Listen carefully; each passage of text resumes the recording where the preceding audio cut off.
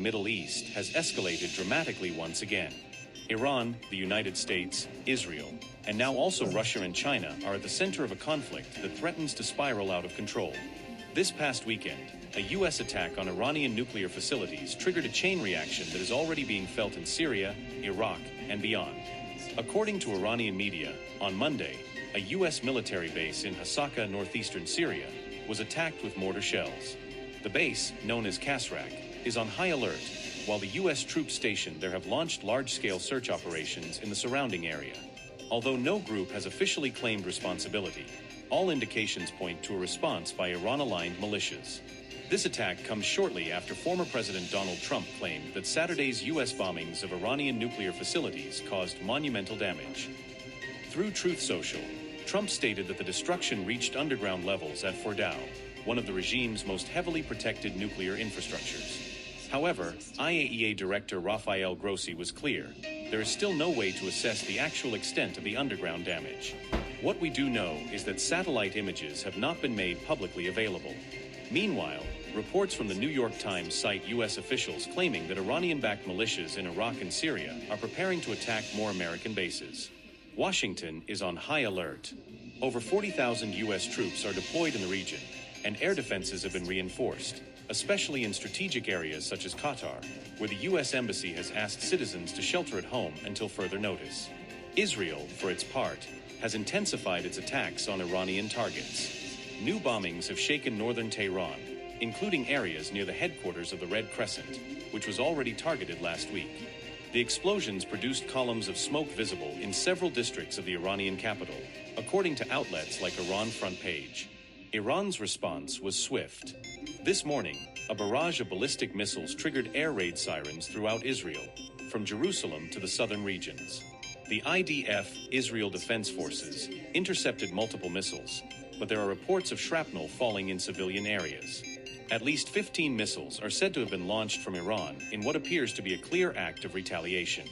And as missiles fly through the skies, international diplomacy is scrambling to contain the situation. Russia reacted immediately. President Vladimir Putin called the U.S. attack an unjustified act of aggression, demanding an emergency meeting of the UN Security Council. China, for its part, issued a stern warning against any attempt to pursue regime change in Iran. Europe has also responded.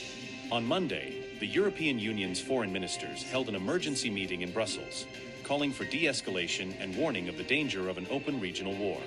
But on the ground, missiles continue to fly and the threats continue to grow. The big question now is, how far will this escalation go? The United States, through Trump, has hinted at the possibility of regime change in Tehran, even contradicting his own Vice President and Secretary of Defense. And with Iran ready to strike back and its armed allies in Syria and Iraq on the brink of action, the situation remains volatile. The Director General of the International Atomic Energy Agency, Rafael Grossi, declared this Monday that significant damage is expected at Iran's Fordow nuclear facility following U.S. attacks, due to the extreme sensitivity of centrifuges to vibrations. However, he emphasized that the IAEA is not in a position to fully assess the extent of the damage.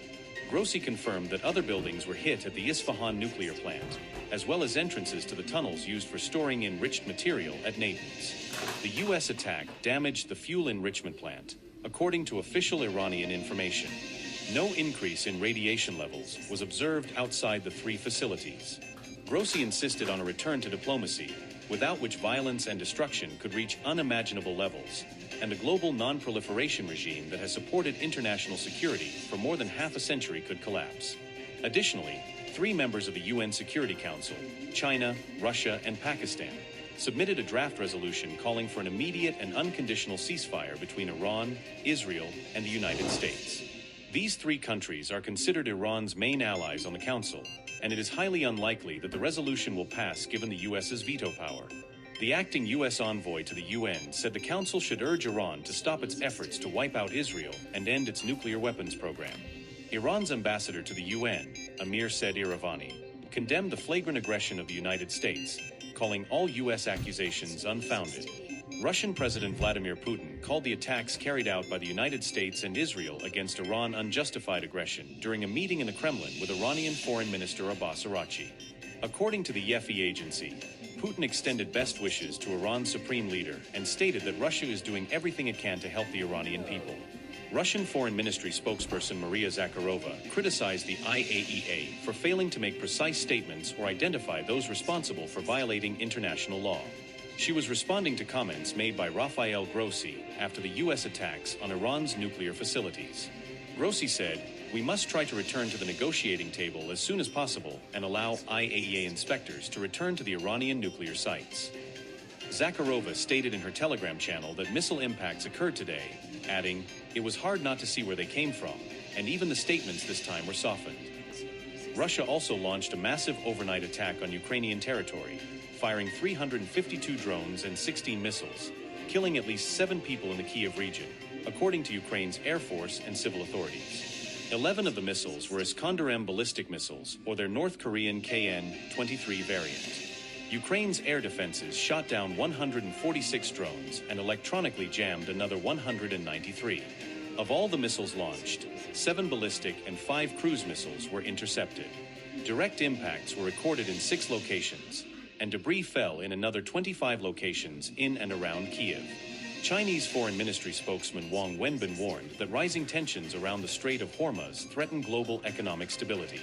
This came in response to reports that Iran's parliament might support closing the vital waterway.